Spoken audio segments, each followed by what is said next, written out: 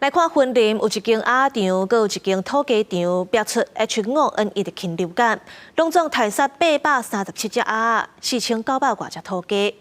因为云林县是连续3礼拜拢有通报禽流感嘛，业者是赶紧加强消毒佮保温，避免感染。火鸡场内装置高温设备，将鸡场温度透过温控系统，会当维持在24度左右。经济寒流一波接着一波，云林北港饲鸡业者烦恼温差过大，容易造成鸡只感冒染疫，来加强防范措施。寒人迄鸡仔就较会感冒。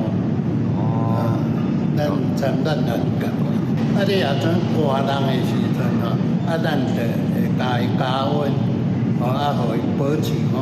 温差莫发生。养禽业者的烦恼毋是无原因，因为近期气温下降，为在云林已经有连续3礼拜出现禽场确诊通报，其中25号为在元中乡道2场，分别扑杀肉鸭837只，土鸡4900多只，禽流感已经有渐渐升温的现象。来的较以往年严峻，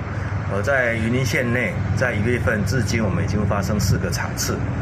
主要是在去年第4季，我们在台湾的沿海的候鸟的排遗就已经监测到相同于日韩